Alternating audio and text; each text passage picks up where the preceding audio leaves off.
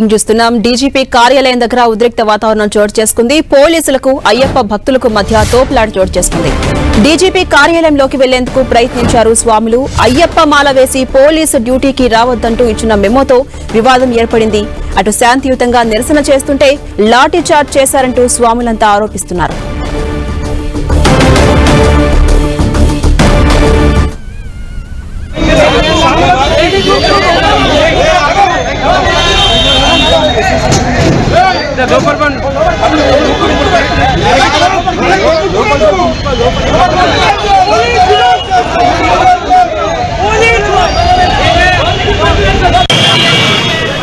DGP కార్యాలయం దగ్గర ఉద్రిక్త వాతావరణం కనిపిస్తోంది. పోలీసులకు అయ్యప్ప భక్తులకు మధ్య తోపులాట చోటు చేసుకుంది. డీజీపీ కార్యాలయంలోకి వెళ్లేందుకు ప్రయత్నించారు అయ్యప్ప స్వాములు.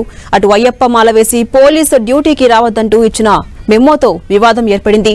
ఇటు శాంతియుతంగా నిరసన చేస్తుంటే లాఠీ చార్జ్ చేస్తున్నారంటూ స్వాములంతా ఆరోపిస్తున్నారు. వారంతా కూడా అక్కడ డీజీపీ కార్యాలయంలోకి వెళ్లేందుకు ప్రయత్నించగా కొంత తోపులాట చోటు చేసుకుంది. ఇక అప్డేట్స్ మా ప్రతినిధి కిరణ్ అందిస్తారు. కిరణ్, సంవత్సరాన్ని డీజీపీ కార్యాలయం ఎదుట ఉద్రిక్త చోటు చేసుకుంది. బీజేవైఎం ఆధ్వర్యంలో ఈ రోజు డీజీపీ కార్యాలయం ముట్టడిచ్చారు అయ్యప్పలు. దీనికి సంబంధించి కూడా ఇప్పుడు పోలీస్ శాఖలో అయ్యప్ప మాల ధరించి విధులకు రావద్దంటూ కలెక్టర్ అంశానికి సంబంధించి కూడా ప్రస్తుతానికైతే వివాదం కొనసాగుతున్నట్టుగా చెప్పొస్తుంది. ఇక ఇటు డీజీపీ లకడికప్పలోని డీజీపీ కార్యాలయం ఎదుటితో పాటు ఇటు సౌత్ ఈస్ట్ సంబంధించిన కంచన్బాగ్ పిఎస్ వద్ద కూడా ప్రస్తుతానికైతే అయ్యప్పలు పెద్ద సంఖ్యలో చేరుకొని నిరసన చేసిన పరిస్థితి కనిపిస్తుంది. ఇక ఇంటర్నల్ పోలీస్ శాఖలకు సంబంధించి కూడా ఇలాంటి అంశాలకు సంబంధించి కూడా ఇంటర్నల్ సర్కిల్ ఉంటుంది. కానీ గతిన కొద్ది రోజుల క్రితం ఇటు సౌత్ ఈస్ట్ డీసీపీ సంబంధించిన ఒక సర్క్యులర్ బహిర్గతం కావడం ప్రస్తుతానికైతే కొంత చర్చనీయాంశంగా మారినట్టుగా చెప్పొస్తుంది. ఇక పోలీస్ శాఖలో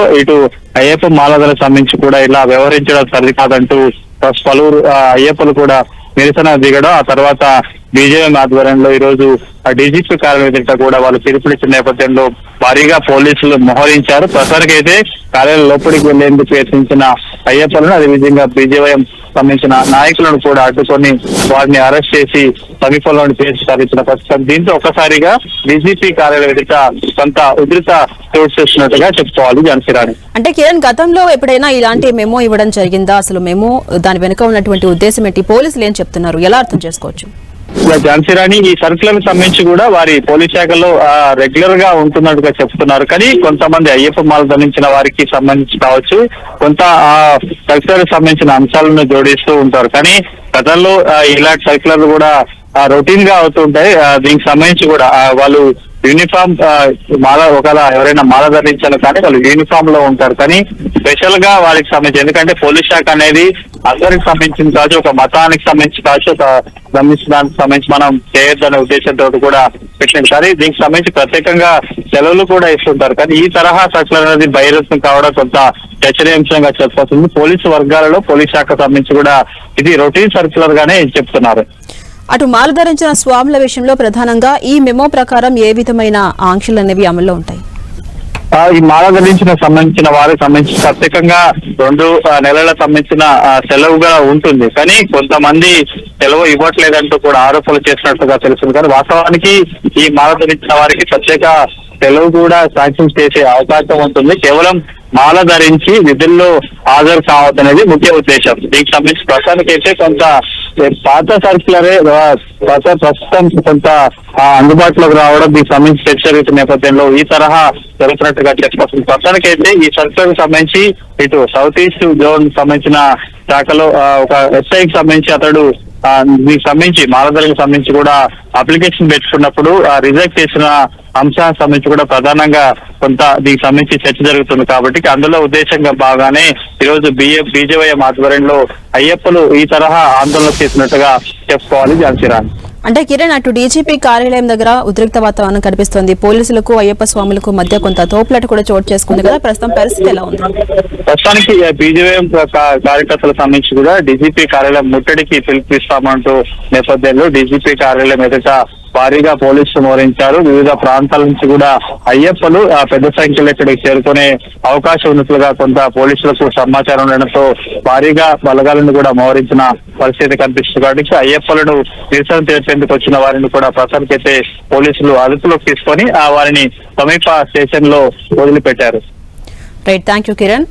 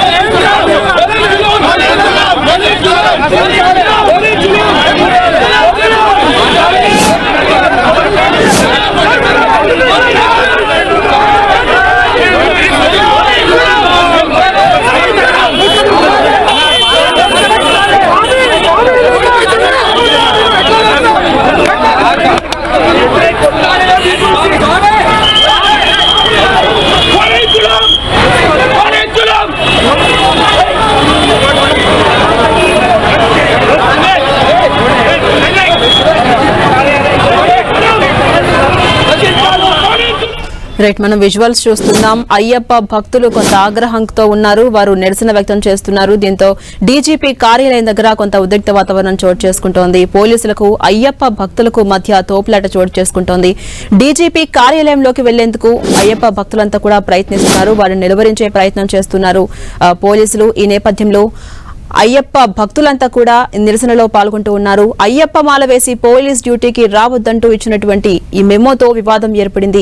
శాంతియుతంగా నిరసన చేస్తుంటే పోలీసులు తమపై లాఠీ చార్జ్ చేస్తున్నారంటూ అయ్యప్ప భక్తులంతా కూడా ఆగ్రహాన్ని వ్యక్తం చేస్తున్నారు, ఆరోపిస్తూ ఉన్నారు. ప్రస్తుతం అక్కడ ఉద్రిక్త వాతావరణం కొనసాగుతోంది.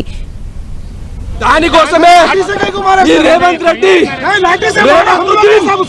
రేవంతుద్దీన్ అసదుద్దీన్ కలిసి హిందువుల మీద దాడి చేస్తా ఉన్నారు, హిందూ వ్యతిరేక ధోరణి పెరిగిస్తా ఉన్నారు.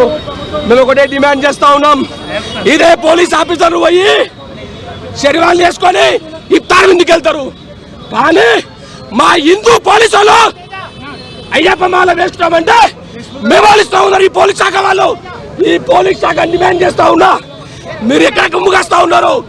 అసదుద్దీన్ కలిసి ఈ తెలంగాణ రాష్ట్రంలో కావచ్చు, ఈ హైదరాబాద్ లో ఈ హిందూ వ్యతిరేక ధోరణి ప్రదర్శిస్తూ ఉన్నారు. మేము కూడా డిమాండ్ చేస్తా ఉన్నాం, ఏదో పోలీస్ అధికారికి మెమో ఇచ్చారో అది వెనక్కి తీసుకోండి, లేకపోతే మేము డీజీపీ ఆఫీస్ కాదు రేవంతుద్దీన్ ఆఫీస్ ముట్టడిస్తాం. ఈ కాంగ్రెస్ పార్టీ హిందూ వ్యతిరేక ధోరణి, అయ్యప్ప మాలలు అన్నా, హిందూ సంస్కృతి అన్నా వీరు మీద దాడి చేస్తారు. నేను తెలంగాణ రాష్ట్రంలో ప్రశ్నిస్తా ఉన్నా, అరే హిందువులు ఉన్నారా? ఉంటే ఈ విధంగా అయ్యప్ప మాల మీద ఎందుకు వీళ్ళు దాడి చేస్తా ఉన్నారు? ప్రశ్న